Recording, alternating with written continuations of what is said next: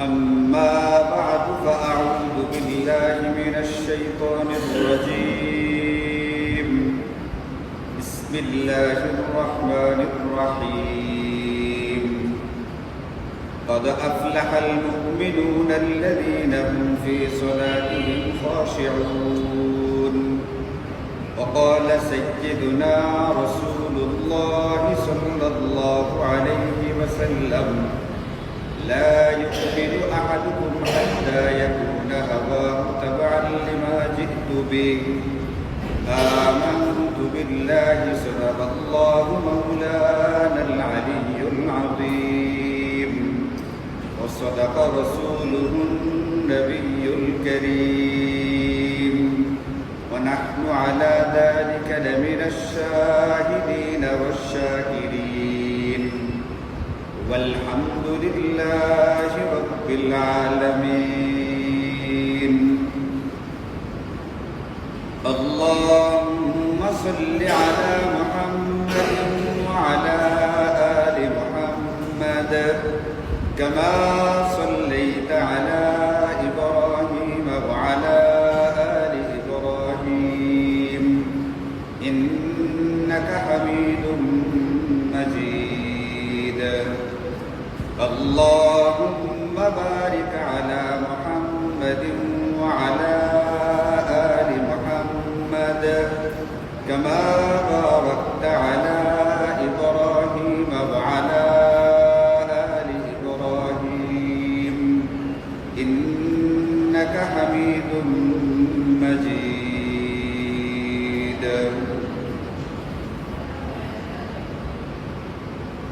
الحمد لله আল্লাহ পাকের মেহেরবানিতে আমরা গত জুমাবার থেকে একটি আলোচনা শুরু করেছি সূরাতুল মুমিনুনের প্রথম 11টি আয়াত কারিমা সংক্রান্ত। গেল সপ্তাহে আমরা আলোচনা করেছি যে সত্তা এই পৃথিবীর বানানেওয়ালা, যিনি আমাদের খালিক, আমাদের মালিক, আমাদের রিজিক দাতা। আমরা অসুস্থ হলে আমাদেরকে শিফা দানকারী, আমরা বিপদগ্রস্ত হলে বিপদ থেকে উদ্ধারকারী, আমরা অভাবগ্রস্ত হলে অভাব থেকে মুক্তি দানকারী। আল্লাহ জাল্লা জালালুহু তিনি কুরআনুল কারীমের ওই আয়াতগুলোর ভিতরে আমাদেরকে এটা বলেছেন যে পৃথিবীতে তোমাদের সফল হওয়া দরকার, আর সফল হওয়ার জন্য মাধ্যমটা কি, উপায়টা কি, উপকরণটা কি, এটা আল্লাহ পাক এই আয়াত কারিমাগুলোর ভিতরে আমাদেরকে বলে দিয়েছে। কোন সূরা? সূরাটা কোনটা? সূরাতুল মুমিনুন। মুমিন এক শব্দ, আমরা প্রত্যেকেই মুমিন, সবাই মিলে হচ্ছে মুমিনুন, বহু বচন। সূরার নাম হচ্ছে প্রকৃত ঈমানদার যারা, তাদের সংক্রান্ত। এই সূরা মুমিনুনের প্রথম 10-11টি আয়াতের মধ্যে কুরআনুল কারীমে মোট আয়াত কতগুলো আছে আপনাদের জানা আছে? যেমন গত শুক্রবারে জিজ্ঞেস করলাম মোট সূরা কয়টা, তা আপনাদের মধ্য থেকেই কেউ কেউ বলে দিয়েছিলেন 114টি। সূরা যেরকম একটা মোট সংখ্যা আছে, সবগুলো সূরা মিলিয়ে আয়াতগুলোর একটা মোট সংখ্যা আছে। এই মোট সংখ্যাটা কত আপনাদের কারো জানা আছে এটা? হ্যাঁ, 6,666। আপনি কি বলছেন? মাশাআল্লাহ, কেমনে বলছেন এটা? হ্যাঁ হ্যাঁ, আমি সেটা জিজ্ঞেস করছি না, জিজ্ঞেস করছি 236টা কেমনে জানছেন? মাশাআল্লাহ, দেখছেন ওলামাদের মাহফিলে মজলিসে যাওয়ার দ্বারা, দিনী কথাবার্তাগুলো শুরু থেকে শোনার দ্বারা বহু কিছু জানা যায়। আমাদের সমাজে মুখস্থ একটা কথা আছে 6,666, মনে রাখতে সুবিধা 666, এই জন্য ঢালাওভাবে বলে ফেলা হয়। কুরআনুল কারীমের মোট আয়াত হচ্ছে 6,666টা। এটা একেবারেই ভুল একটা তথ্য। প্রত্যেকটা সূরার মূল আয়াত কয়টা এটা সূরার ভিতরে দেওয়া আছে। যেমন ধরুন যে সূরা কাউসারের ভিতরে কয়টা আয়াত আপনি বলতে পারবেন না? ইন্না আতাইনা কাল কাউসার কয়টা হলো? ফাসাল্লি লিরাব্বিকা ওয়ানহার, কয়টা হয়েছে? ইন্না শানিআকা হুয়াল আবতার, কয়টা হয়েছে?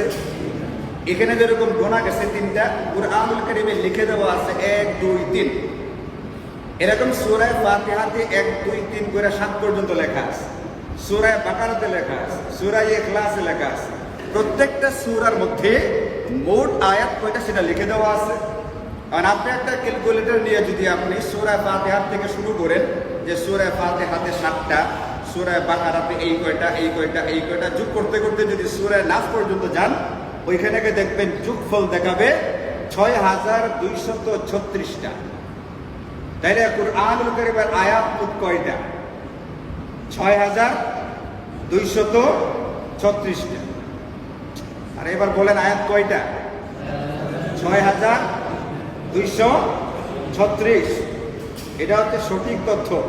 আর 6666 মুখস্থ ঢালাও তথ্য, এটার কোনো বাস্তবতা নেই। সহিটা জানতে হবে, গলতটা থেকে নিজেকে রক্ষা করতে হবে। 6236টা হচ্ছে কুরআনুল কারীমের মোট আয়াত। এই আয়াতগুলোর মধ্য থেকে আমরা সূরাতুল মুমিনুনের প্রথম 10টি আয়াতে কারিমা নিয়ে আলোচনা শুরু করেছি। ওখানে আল্লাহ তাআলা বলছেন, বলে পৃথিবীতে যদি মুমিনরা সফল কাম হতে চায় তাহলে তার জিন্দেগিতে কোন কোন উপায় উপকরণগুলো লাগবে। সফলতা কাকে বলে, ফালাহ কাকে বলে, আল্লাহ যে শব্দ উল্লেখ করেছেন কাদ আফলাহা, ফালাহটাকে, এই ফালাহ শব্দের শাব্দিক অর্থ হচ্ছে সফলতা। মুফাসসিরিনে কেরাম বলছেন সফলতা বলতে কি বোঝানো হয়। এটা আমি আপনাদেরকে গত শুক্রবারে বলেছি। সফলতা বলতে বোঝানো হয় আমার আপনার কাঙ্ক্ষিত যত বিষয় আছে সবগুলো অর্জিত হয়ে যাওয়া। আমি আপনি যেগুলোকে আমার জিন্দেগিতে অনাকাঙ্ক্ষিত মনে করি সবগুলো থেকে নিজেকে রক্ষা করতে পারা, আমার কাঙ্ক্ষিত বস্তুগুলো হাসিল হয়ে যাওয়া। আমি যা চাই সেটা আমি পেয়ে গেলাম, আমি যা চাই না, যেগুলো থেকে দূরে থাকতে চাই, এই সবগুলো দূরীভূত হয়ে যাওয়া, এটাকে বলা হয়, এটাকে ফালাহ। এই ফালাহ অর্জন করতে গেলে আল্লাহ বলছেন তোমার জিন্দেগিতে 8টি সিফাত, 8টি গুণ, 8টি বৈশিষ্ট্য লাগবে। ওই 8 জিনিস যার মধ্যে থাকবে এই ব্যক্তি এই সফলতা অর্জন করতে পারবে। এখন ধরেন কোনো ব্যক্তি 8টি গুণ বা বৈশিষ্ট্য অর্জন করে ফেলছে, তার জিন্দেগিতে 8টাই আছে, তাহলে সেই ব্যক্তি সফল। এখন সফল হলে শুধু সফলতার সনদ সার্টিফিকেটটা হলেই হবে না, পুরস্কারও লাগবে। একটা ছেলে পরীক্ষায়, ধরেন যে এবারের স্কুলের ক্লাস 5-এর যে বার্ষিক পরীক্ষা হয়েছে স্কুলে, এই পরীক্ষাতে সে স্কুলে একবারে ফার্স্ট হয়ে গেছে, প্রথম হয়ে গেছে, সেটা সফল পরীক্ষা। সকল ছাত্র ছাত্রীদের মধ্যে সে যে 5ম শ্রেণীতে ফার্স্ট হয়ে গেছে, সফল হয়েছে না? এখন সফল হলেই হবে নাকি তাকে একটা পুরস্কারও দেওয়া লাগবে, একটা মেডেল দেওয়া লাগবে, অথবা একটা জগ দেওয়া লাগবে, একটা পাত্র দেওয়া লাগবে, কিছু একটা দেওয়া তো লাগবে। সে একটা পুরস্কারে পুরস্কৃত হবে।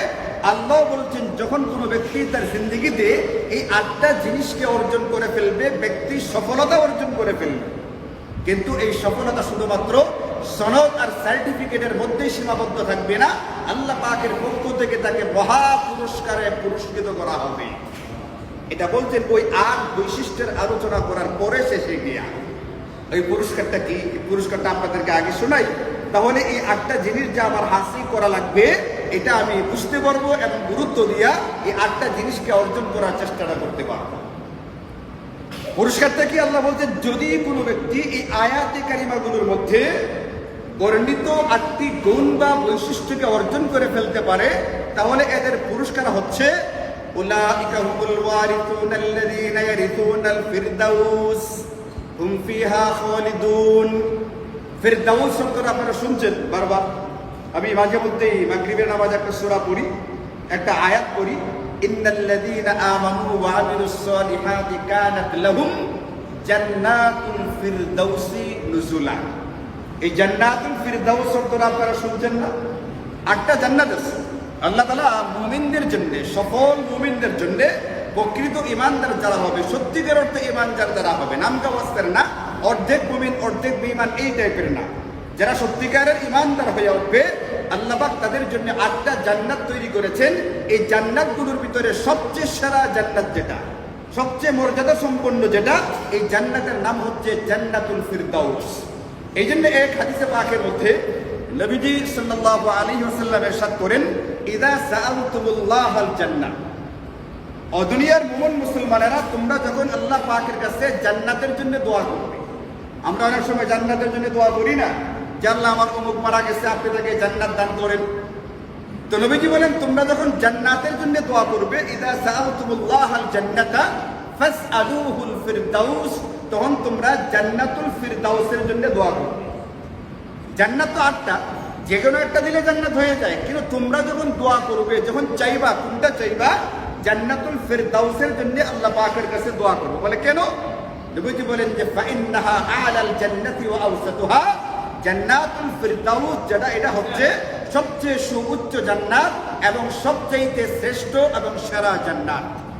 ওয়া মিনহু তাফাজ্জারা আনহারুল জান্নাহ, জান্নাতের যে শাখা প্রশাখাগুলো আছে, জান্নাতের যে নহরগুলো আছে, জান্নাতে 4টা নহর থাকবে, পানির থাকবে, দুধের থাকবে, মধুর থাকবে, এরকম শরাবের একটা থাকবে, 4টা নহর থাকবে, যেখান থেকে মুমিনরা, যেখান থেকে জান্নাতীরা এখান থেকে গ্লাস ভর্তি করে করে পান করবে। এত সুস্বাদু, এত মজাদার, এটা দুনিয়ার জিন্দেগিতে কেউ কল্পনা করতে পারবে না। এই যে নহরগুলো জারি হয়েছে, এইগুলোর মূল গোড়াটা হচ্ছে জান্নাতুল ফিরদাউস। এই জন্য অন্য জায়গা থেকে যদি এই নহর নাও পাওয়া যায়, জান্নাতুল ফিরদাউসে কখনোই এটা হারাবে না, কারণ তার মূল গড়ি, তার সূচনা করতে গিয়ে জান্নাতুল ফিরদাউসে ওয়া ফাওকাহু আরশুর রহমান, এবং এই জান্নাতুল ফিরদাউসের উপরেই রহমান দয়াময় আল্লাহ পাকের আরশ আছে। এর মানে কোন ব্যক্তি যদি জান্নাতুল ফিরদাউসে যেতে পারে, এই ব্যক্তি আল্লাহ পাকের আরশের নিচে অবস্থান করতে থাকবে সদা সর্বদা। এখন আল্লাহ তাআলা কুরআনুল কারীমে ইরশাদ করেন, যদি কোনো ব্যক্তি ওই 8টি বৈশিষ্ট্য বা সিফাতগুলোকে অর্জন করে ফেলতে পারে, তাহলে এই ব্যক্তিগুলো ওয়ারিস বা উত্তরাধিকার হবে, এদেরকে পুরস্কারে পুরস্কৃত করা হবে। বলে কোন পুরস্কার?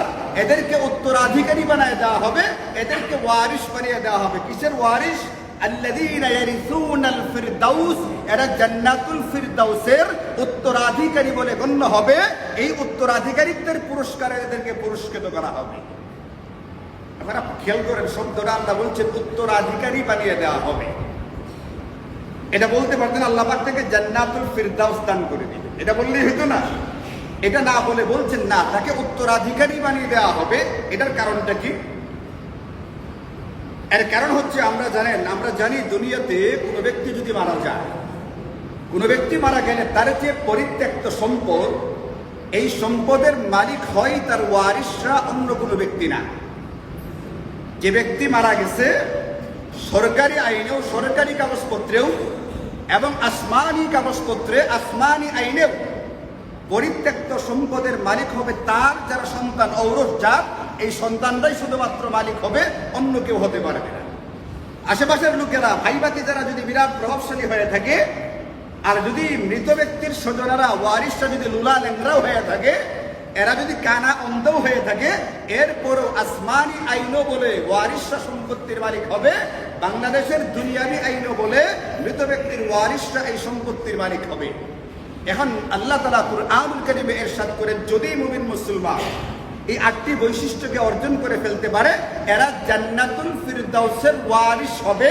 এর মানে হচ্ছে, মৃত ব্যক্তির সন্তানেরা যেরকম মৃত ব্যক্তির ত্যায্য সম্পত্তির মালিক হয়, এরাও জান্নাতের এরকম ভাবে মালিক হবে। আর মৃত ব্যক্তির ত্যায্য সম্পত্তির মালিকানা যেরকম অনিবার্য হয়ে থাকে, এই ব্যক্তিরাও জান্নাতের এরকম অনিবার্য মালিকানা লাভ করবে। অনিবার্য বলতে কি বোঝায়?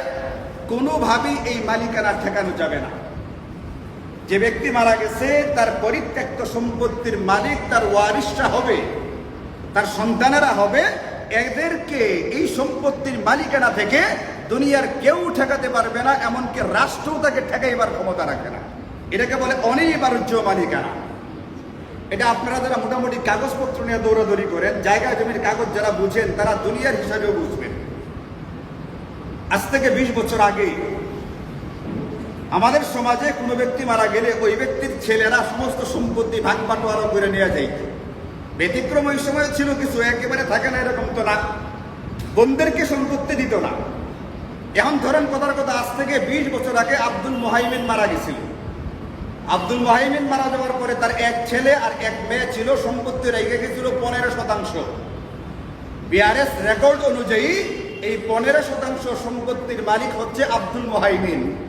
এখন সে মারা যাওয়ার পরে আসমানি আইন অনুযায়ী এবং বাংলাদেশের প্রচলিত আইন অনুযায়ী এই 15% সম্পত্তির ভিতরে 10% মালিক হবে আব্দুল মুহাইমিনের ছেলে, আর 5% মালিক হবে তার মেয়ে। কারণ ভাই বোনের চেয়ে কতটুকু বেশি পায়? দ্বিগুণ পায়। বোন ভাইয়ের অর্ধেক পায়।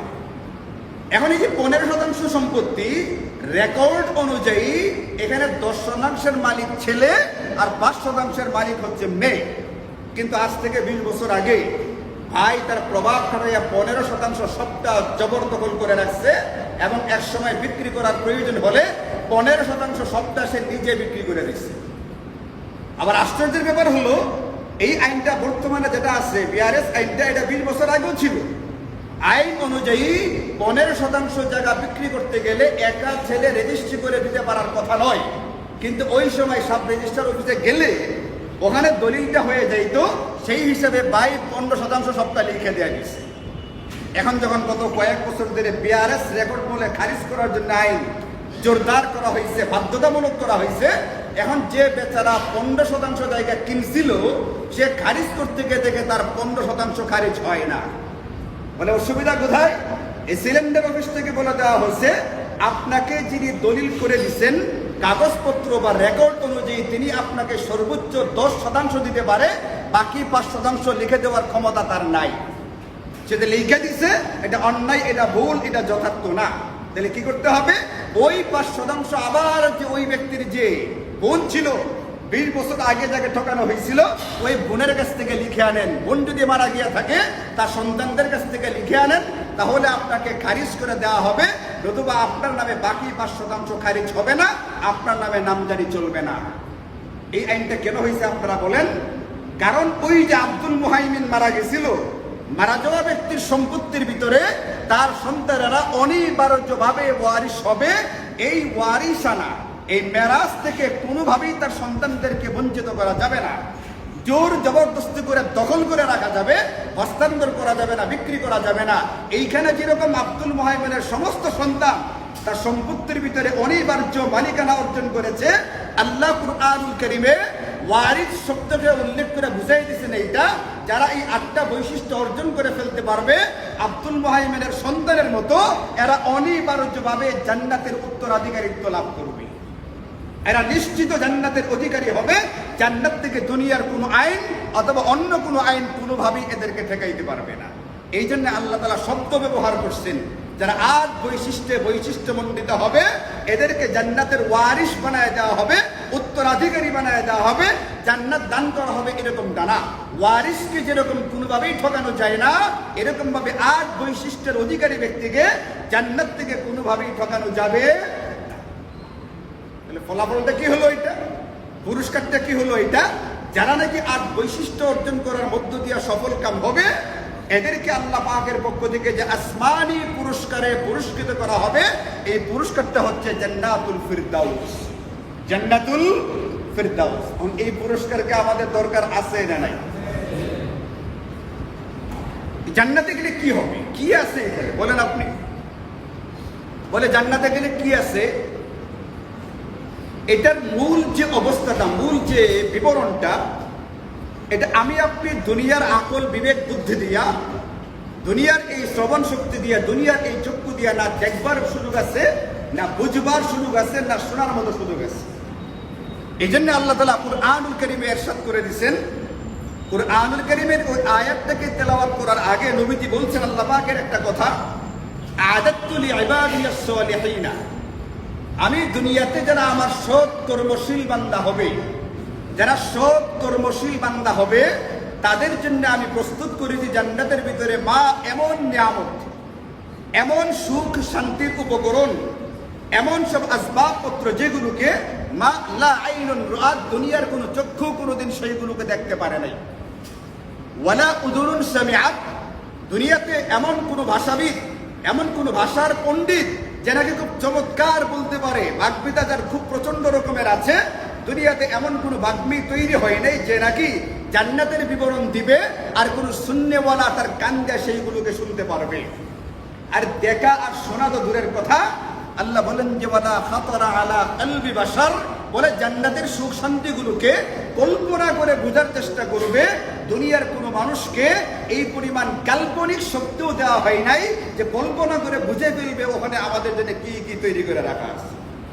এই জন্য আল্লাহ তাআলা কুরআনে বলেন যে ফালা তা'লামু নাফসুন, দুনিয়ার কোনো মানুষ জানে না, জানতে পারবে না জান্নাতে যাওয়ার আগ পর্যন্ত।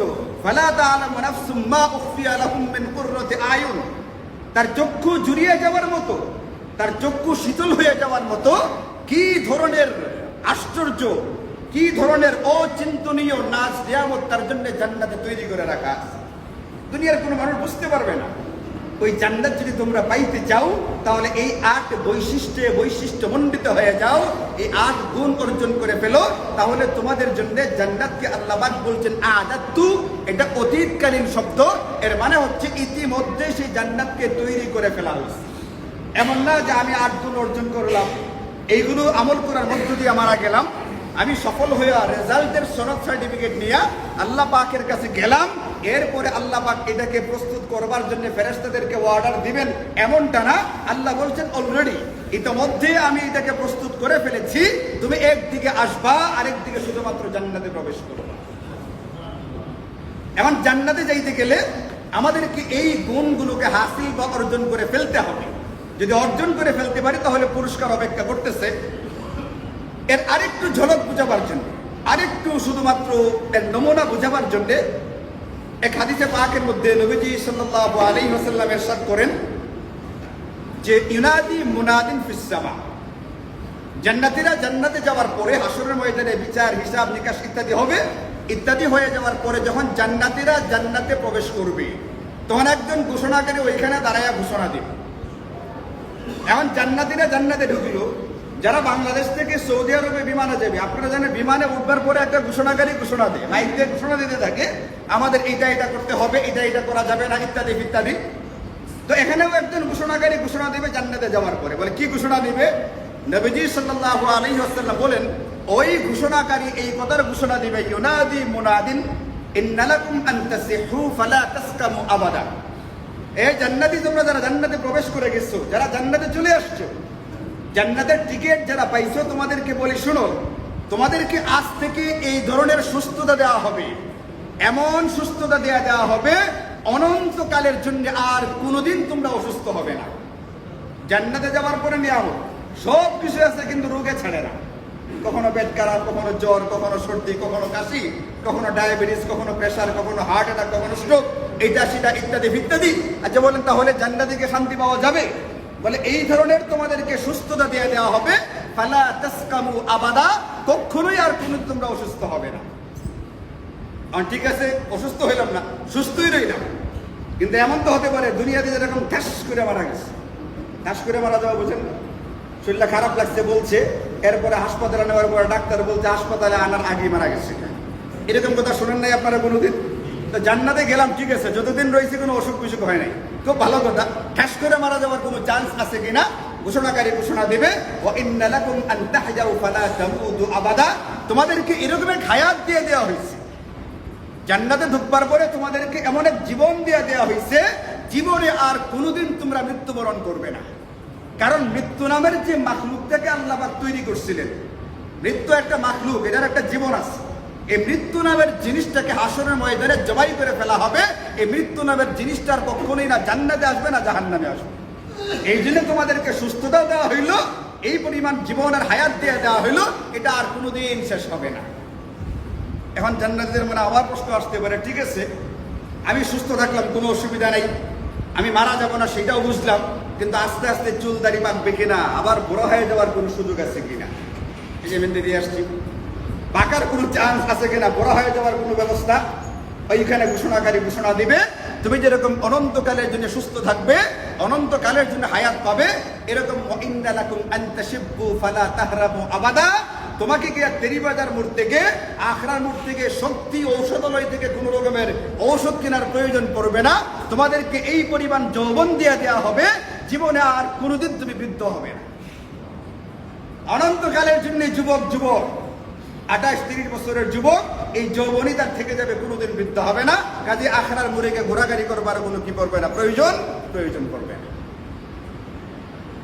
আচ্ছা ঠিক আছে, আমি যুবক রইলাম, কিন্তু জিনিসগুলো আস্তে আস্তে একঘেয়েমি একটা ভাব চলে আসবে কিনা, ভালো লাগতেছে না। সব সময় সুখ শান্তি, সুস্থতাও আছে, হায়াতও আছে, ওরাও হই না জোয়ান, এরপরও একটা একঘেয়েমি ভাব আসবে কিনা, ভালো লাগতেছে না, এরকমটা হবে কিনা। ঘোষণাকারী ঘোষণা দেব, ইন্নালাকুম আন তানআমু ফালা তাবআসু আবাদা। এমন সুখ শান্তি দেওয়া হবে এবং এটা একটু পরে পরে এমন ভাবে চেঞ্জ আর পরিবর্তন হবে, কখনোই তোমার কাছে জান্নাতকে বিরক্তিকর মনে হবে না। আপনি মনে করেন টানা 7 দিন বিরিয়ানি খাইলেন, 8 নম্বর দিনেও বিরিয়ানি প্রথম দিনের মতোই কি মজাদার লাগবে? 8 নম্বর দিনেও প্রথম দিনের মতো মজাদার লাগবে? তো যারা প্রথম দিন গিয়ে বিয়ে বাড়িতে বলে ভাই ভাত আছে কিনা, প্রথম দিন গিয়েই বলে যে না পোলাও খাইতে চাই না কি খাইতে চাই, ভাত খাইতে চাই, এদের কাছে তো প্রথম দিনেই বিরিয়ানিটা বিরক্তিকর, গরুর গোশতটা বিরক্তিকর। এখন যারা এরকম না, সুস্থ ধরেন, 1 দিন খাইলো, 2 দিন খাইলো, 3 দিন, 4 দিন, 5 দিন, 6 দিন, 7 নম্বর দিনও বিরিয়ানি খাইলো 3 বেলা, 8 নম্বর দিনে তার কাছে এই পরিমাণ সুস্বাদু লাগবে না প্রথম দিন যে সুস্বাদুটা লেগেছিল। এই কারণে ওখানে ঘোষণা দেওয়া হবে আল্লাহ পাকের পক্ষ থেকে তোমাদেরকে এই পরিমাণ মজাদার জিনিস দেওয়া হবে এবং নিত্য দৈনন্দিন এটা এরকম ভাবে পরিবর্তন হবে, আগের চেয়ে পরেরটার স্বাদ আরো বাড়বে, আগের চেয়ে পরেরটার মজা আরো বাড়বে। এটার ভিতরে কখনোই একঘেয়েমির কোনো রূপ আসবেই না। নবীজি বলছেন এরপর ইচ্ছা করলে পড়তে পারো, ফাযালিকা কাউলুহু আযজা ওয়া জাল্লা ওয়া তিলকাল জান্নাহ উরিসতুমুহা বিমা কুনতুম তা'মালুন। এটা হচ্ছে সেই জান্নাত যেই জান্নাতের ওয়ারিস তোমাদেরকে বানিয়ে দেওয়া হয়েছে। এটা একটা ভিন্ন আয়াত, কিন্তু সূরা মুমিনুনের আয়াত, এটা অন্য একটা আয়াত। এই আয়াতের ভিতরেও আল্লাহ এই শব্দটাই বলছেন, এইটাও তোমাদেরকে ওয়ারিস বানিয়ে দেওয়া হবে। ওয়ারিস কেন বানানো হবে একটু আগে বলছি। এটা ওয়ারিসটা যেরকম মৃত ব্যক্তির ত্যায্য সম্পত্তির ভিতরে অনিবার্য মালিকানা লাভ করে, বলে এই 8 গুণের যারা গুণান্বিত হবে, এই 8 বৈশিষ্ট্যের যারা অশিষ্টকারী হবে, অধিকারী যারা হবে, এরা অনিবার্যভাবে জান্নাতের অধিকারী হবে। দুনিয়াতে বহু বোন ঠকছে, ঠকানো হয়েছে, আসলে ঠকে নাই। আসমানি আইনেও তাকে ঠকানো হয় নাই, দুনিয়াবি আইনেও তাকে ঠকানো হয় নাই। ঠকানো খাইছে কারা? দুনিয়ার মানুষ তাদেরকে ঠকাইছে, ভাইয়েরা ঠকাইছে, অন্য আত্মীয় স্বজনে ঠকাইছে। বলে এই যে ঠকাইছে, এটা দুনিয়াতে ঠইকে গেছে, দুনিয়াতে একজনে ঠকাইছে আর একজনে ঠকছে। আর আসমানি আইনে যে ঠকাইছে আসলে সে ঠইকে গেছে, আর যাকে ঠকানো হয়েছে সে আসলে ঠকে নাই, সে মূলত জিতে গেছে। একবারে প্রত্যেকটা বাই করে হিসাব পরকালে হাসরের ময়দানে পরিশোধ করে এরপরে জান্নাত বা জাহান্নামে প্রবেশ করা লাগবে। এমন না যে আগে দুইজনেই জান্নাতে যাক, ওইখানে গিয়ে একটা হিসাব নিকাশ করি, দরবার সালিশ করে একটা ব্যবস্থা করে দিই, জান্নাতে ডুববার পরে কোনো সালিশ চলবে না, সালিশ যা চলার এটা এর আগেই চলবে। নবীজি সাল্লাল্লাহু আলাইহি ওয়াসাল্লাম হাদিসে পাকের মধ্যে ইরশাদ করেন, এটা মান কানাত লাহু সালাতু বানাতিন আও সালাসু আখাওয়াতি, কোন ব্যক্তির যদি 3টা কন্যা সন্তান থাকে অথবা 3টা বোন থাকে, 3টা কন্যা সন্তান বা 3টা বোন থাকে, অথবা আও উখতানে আও ইবনাতানে, 2টা বোন বা 2টা কন্যা সন্তান থাকে, এবং এদেরকে আহসানা সুহবাতাহুন্না, এদের সাথে সৎ ব্যবহার করে সদাচরণ করে এদের ব্যাপারে আল্লাহকে ভয় করে চলে, তাহলে যে কয়টা বোন বা যে কয়টা মেয়ে থাকবে আল্লাহ পাকের পক্ষ থেকে তাকে সেই কয়টা জান্নাত দিয়ে দেওয়া হবে। এখন তাদের সঙ্গে সদাচরণের অর্থ কি? এইটা বাপ মারা যাওয়ার পরে বাপের সম্পত্তি থেকে তাকে ঠকানো, এটা কি তার সাথে সৎ ব্যবহার হয়েছে না অসৎ ব্যবহার হয়েছে? বলে তাদের ব্যাপারে আল্লাহকে ভয় করা। বলে বোনের সম্পত্তি বোনকে না দিয়ে নিজের জবরদখল করে রাখছে, নিজে বিক্রি করে বুক বিলাস করতেছে, তার মানে কি সে তাদের ব্যাপারে আল্লাহকে ভয় করছে না করে নাই? ভয় করছে না করে নাই? ভয় করে নাই। ভয় করলে তো তার সম্পত্তি তাকে বুঝাই দিত, কখনো জোর করে, কখনো কলে কৌশলে, বিভিন্ন রকমের তাল বাহানায় বোনদের সম্পত্তিকে দখল করে নেওয়া হয়েছে। ইসলাম এটাকে সমর্থন করে না। গতকালকে কেন্দ্র গেছিলাম একটা প্রোগ্রামে, এই প্রোগ্রামের যিনি প্রধান বক্তা, বাংলাদেশের অন্যতম শীর্ষ আলেম দ্বীন মুফতি মনসুরুল হক দামাত বরকাত। অন্য সময় আমি মাহফিলে আমার ওয়াজ করে চলে আসি, যত বড় বক্তাই হোক তার ওয়াজ আর শুনি না, কিন্তু গতকালকে হুজুরের ওয়াজ শুনবার জন্য রয়ে গেছে। তো হুজুর ওয়াজ করছেন, বয়ান করছেন, বয়ানের ভিতরে একটা কথা এটাও বলছেন যে আমরা তো মনে করি শুধুমাত্র নামাজ রোজা হচ্ছে দিন, কিন্তু আল্লাহ তাআলা সূরাতুল বাকারাতে 177 নম্বর আয়াতে কারিমাতে পুরা দিন কি তার একটা সংক্ষিপ্ত চিত্র দেখাইছে। এটার ভিতরে এটাও আছে, ওয়াল মুফুনা বিআহদিহিম ইযা আহাদ, যে যে পদ্ধতিতে কামাই রোজগার করবে। সবার পদ্ধতি একরকম হয়। পৃথিবীর সবাই কি চাকরি করে? পৃথিবীর সবাই ব্যবসা বাণিজ্য করে? সবারটা একরকম হয় না। যে যে পদ্ধতিতে কামাই রোজগার করবে তার ওই পদ্ধতিটার ভিতরে কোনো রকমের হারামের অনুপ্রবেশ থাকতে পারবে না। এটা একটা ব্যাপার। এবং পরের ব্যাপারটা হচ্ছে মুআশারাত বা মানুষের হক আদায় করা, বান্দার হক আদায় করে দেওয়া। এই বান্দার হক আলোচনা করতে গিয়ে তিনি এই বোনদের ব্যাপারে আলোচনা করছেন, স্ত্রীর ব্যাপারে আলোচনা করছেন। এক পর্যায়ে বলছেন স্ত্রীকে হাত খরচ দেওয়া স্ত্রীর এটা অধিকার। আপনি ধরেন যে ঘরের সব বাজার সদাই আপনি করেন, তেল মাছ ডাল যা যা লাগে সব কিছু করেন। স্ত্রীর যে বিষয়গুলো লাগে, তার কাপড় চোপড় ওষুধ, সেইগুলো আপনি করেন। এর বাহিরে তাকে প্রতি মাসে হাত খরচ দেওয়া এটা তার হক বা অধিকার। এটা যদি কোনো ব্যক্তি আদায় না করে তার ভিতরে পুরাপুরি দিনদারি থাকবে না। এতে অসুবিধাটা কি হবে? হুজুর বলেন বর্তমানে অনেক মেয়েরা এরকম আছে যারা চাকরিতে যোগদান করতেছে, চাকরি করতে চায়, চাকরিতে খুব আগ্রহী। কেউ কেউ তো আছে যে চাকরিটা করে শুধুমাত্র অর্থের আশায়, অর্থের লোভে। তার প্রচুর পরিমাণ টাকা দরকার, কেরিয়ার দরকার, সম্মান দরকার, কেরিয়ার বা সম্মানের লোভে সে চাকরি করে। এদের মাসলাটা কি? এটা হুজুর ওখানে বলছেন, আমি বলতেছি। এই জাতীয় কথাবার্তা বলতে গেলে অনেকেই মনক্ষুণ্ণ হয়, মন খারাপ করে, অন্যভাবে চিন্তা করে, অন্যভাবে আমাকে দেখার চেষ্টা করে, বোঝার চেষ্টা করে। আপনি নিজে মাসালা জিজ্ঞেস করবেন, যে স্ত্রী বা যে মেয়ের ভরণ পোষণের জিম্মাদারি তার স্বামী বা ভাই বা ভাইয়ের বোনের আছে, একটা মেয়ে তাকে যে খাবার, অন্ন, বস্ত্র, বাসস্থান, যে মৌলিক তার চাহিদাগুলো, এইগুলো দেওয়ার মতো তার স্বামী আছে, ভাই আছে অথবা বাবা আছে। এখন এই মেয়ে শুধুমাত্র প্রয়োজন ছাড়া, শুধুমাত্র অর্থের টানে সে চাকরি করতে পারবে কিনা, এই মাসালা আপনি কোনো নির্ভরযোগ্য আলেমের কাছ থেকে জিজ্ঞেস করবেন। আমি বলে নাই, আমি 2 নম্বরটা বলতেছি। আর কিছু কিছু মেয়ে এরকম আছে যারা তাদের প্রয়োজন পূরণ করবার জন্য চাকরিতে বের হয়, লুবে না, তার দরকার। কেন? কারণ তার বাপ তাকে যথাযথ খরচ দেয় না, তার ভাই তাকে যথাযথ খরচ দেয় না, তার স্বামী তাকে যথাযথ খরচ দেয় না।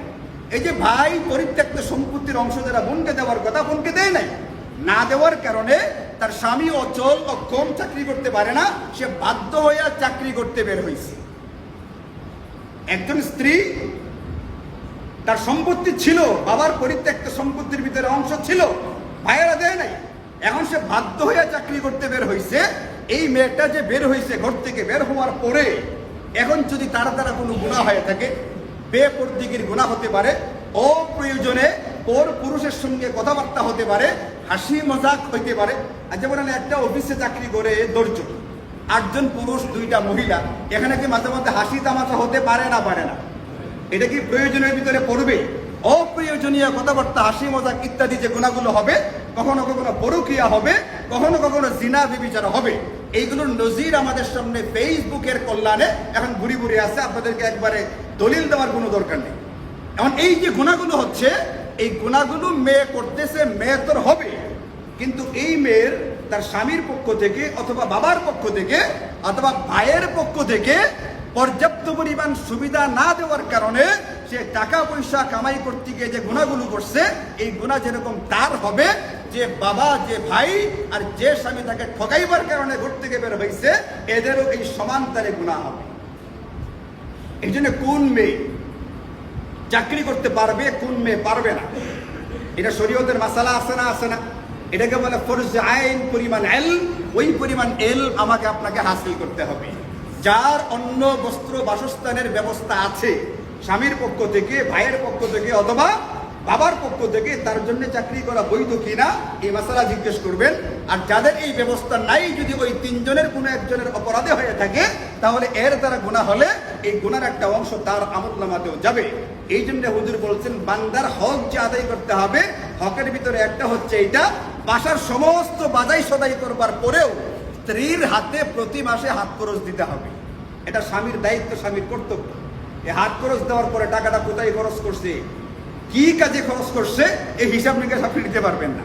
হিসাব নিকাশ দিলে তো তাকে স্বাধীনভাবে দেওয়াই হইল না, তারটা তাকে দিয়ে দেন। তার ব্যক্তিগত কোনো কাজ থাকতে পারে, সে কাউকে হাদিয়া দিতে পারে, তাছাড়া বাপ ভাইকে দিতে পারে, যা ইচ্ছা তা করতে পারে। এখন যে পরিমাণ দেওয়ার কথা, কথার কথা ধরেন যে 30,000 টাকা তাকে হাত খরচ দেওয়া দরকার, এই পরিমাণ সামর্থ্য আমার আপনার নাই, এমনও তো হতে পারে। আচ্ছা ঠিক আছে, 30,000 টাকার সামর্থ্য আমার নাই, 3,000 টাকার সামর্থ্য আছে, 1,000 টাকার সামর্থ্য আছে, যার যতটুকু আছে অন্তত এতটুকু হলেও তাকে হাত খরচ দিতে হবে। তার হাতে প্রতি মাসে কিছু না কিছু টাকা উঠে দিতে হবে হাত খরচের নামে। এটা বান্দার হক, এটা দ্বীনের অন্যতম একটা গুরুত্বপূর্ণ অংশ। এই অংশটার ভিতরে আমরা খামখেয়ালি করবার কারণে আমাদের বহু বোন গুনাহের ভিতরে লিপ্ত হইতেছে, এরা ঘর থেকে বের হইতে বাধ্য হইতেছে, অথচ ঘর থেকে বের হইতে চাকরি তো দূরের কথা। মুসনাদে আহমদের হাদিস দিয়ে নবীজি দলিল দিচ্ছেন, এই আমাদের হুজুর দলিল দিচ্ছেন, বাংলাদেশের অন্যতম শীর্ষ মুফতি মানসুরুল হক, ভালো করে খেয়াল করবেন। মুসনাদে আহমদের হাদিস, উম্মে হুমাইদ নামের এক মহিলা সাহাবিয়া নবীজির কাছে আসছে, আচ্ছা বলতেছেন, ইন্নী উহিব্বুস সালাতা মাআকা, ইয়া রাসূলুল্লাহ, আমি আপনার পিছনে মসজিদে নববীতে নামাজ পড়তে চাই, এটা আমার ভালো লাগে, আর আমাকে অনুমতি দিন আমি যেন 5 ওয়াক্ত নামাজ মসজিদে নববীতে আইসা আপনার পিছনে নামাজ পড়তে পারি। নবীজি বললেন, তুমি যেটা চাও এটা আমি বুঝতে পারি, এটা আমি বুঝি, কিন্তু আমি তোমাকে একটা কথা বলি শোনো, তুমি যদি তোমার ঘরের, তোমার বাড়ির সবচেয়ে ভিতরের কামরাতে নামাজ পড়ো, তাহলে এখানকার সওয়াব হবে বাহিরের যে কামরাটা আছে এটার ভিতরে নামাজ পড়ার চাইতে বেশি।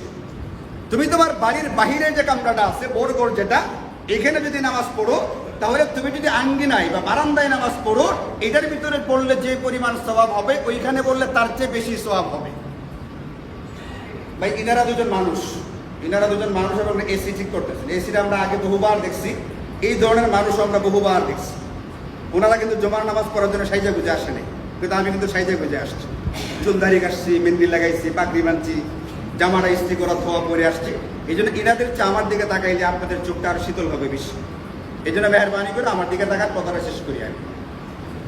নবীজি বলছেন, তুমি বাড়ির আঙ্গিনায় নামাজ পড়বা, এটার চেয়ে ঘরের ভিতরে নামাজ পড়লে সওয়াব তোমার বেশি হবে। আর তুমি বাড়ির আঙ্গিনায় নামাজ পড়বা, এইটার সওয়াবটা তুমি তোমার মহল্লার মসজিদে নামাজ পড়লে তার চাইতে বেশি হবে। তোমার মহল্লায় নামাজ পড়লে, আমার মসজিদে আইসা নামাজ পড়লে যে সওয়াব হয় তার চাইতে বেশি সওয়াব তুমি ওখানে পাইবা। এই হাদিসের ভিতরে বোঝানো হয়েছে, এটা আপনারা জানবেন, আপনারা শুনছেন, এটা মসজিদে নববীতে নবীজির মসজিদে 1 ওয়াক্ত নামাজ পড়লে কত ওয়াক্তের সওয়াব দেওয়া হয়?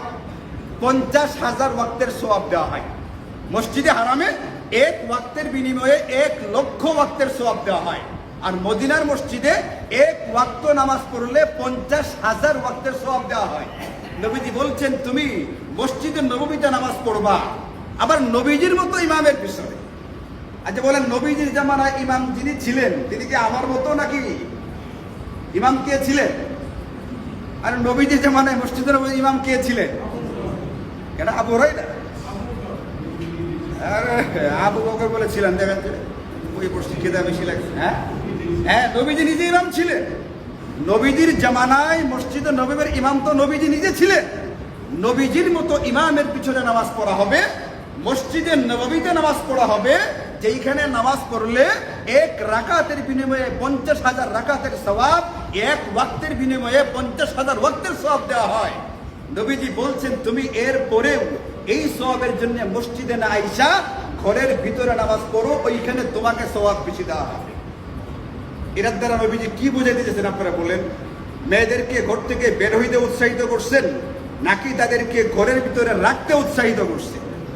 মেয়েরা যদি মসজিদে আইসা নামাজ পড়ে, আপনি না করতে পারবেন না, বহু মসজিদে নামাজ পড়তেছে, কিন্তু উৎসাহিত করা হয়েছে কি মেয়েদেরকে ঘর থেকে বের হইতে নাকি ঘরের ভিতরে রাখতে? যেখানে 50,000 ওয়াক্তের সওয়াব থেকে নবীজি বলছেন, ঘরে থাকো, তোমাকে ওখানে সওয়াব বেশি দেওয়া হবে। সেখানে বিনা প্রয়োজনে চাকরির জন্য মেয়েরা ঘর থেকে বের হতে পারবে কিনা, আপনি নিজে ফতোয়াটা নির্ভরযোগ্য কোনো মুফতি সাহেবের সাথে পরামর্শ করবেন। এই ফতোয়া আমি দিতে চাইতেছি না। তা আমার আজকের মূল আলোচনা হচ্ছে এটা। গত শুক্রবারের আলোচনা ছিল এটা যে আমরা যদি 8টা বৈশিষ্ট্য অর্জন করে ফেলতে পারি তাহলে কুরআনের ঘোষণায় আমরা সফল। পরীক্ষায় পাশ করে ফেলছি, এখন পরীক্ষায় পাশ করার পরে কাজটা কি? আমাদেরকে পুরস্কারে পুরস্কৃত করা হবে। আল্লাহ বলছেন, তুমি এই 8টা বৈশিষ্ট্য অর্জন করো, তোমাকে পুরস্কারে পুরস্কৃত করা হবে। কি পুরস্কার? তোমাকে জান্নাতুল ফিরদাউস, যে জান্নাত হচ্ছে আলাল জান্নাতি ওয়া আওসাতুহা, সবচেয়ে সেরা এবং শ্রেষ্ঠ জান্নাত, ওই জান্নাতটা তোমাকে পুরাটা দিয়া পুরস্কৃত করা হবে। এখন সফল হওয়ার জন্য এবং ওই মহা পুরস্কারে পুরস্কৃত হওয়ার জন্য আমাদেরকে ওই 8টা গুণ অর্জন করে ফেলতে হবে। আল্লাহ পাকের তৌফিক হলে পর্যায়ক্রমে আলোচনা করা হবে। আমাদের করণীয় হচ্ছে এটা, আস্তে আস্তে আমি যেন আমার জিন্দগিতে এই গুণগুলোকে হাসিল করার চেষ্টা করতে পারি। আল্লাহ তাআলা আমাদের সকলকে বোঝার এবং মানার তৌফিক দান করুন। ওয়া আখিরু দাওয়ানা আলহামদুলিল্লাহি রাব্বিল আলামিন।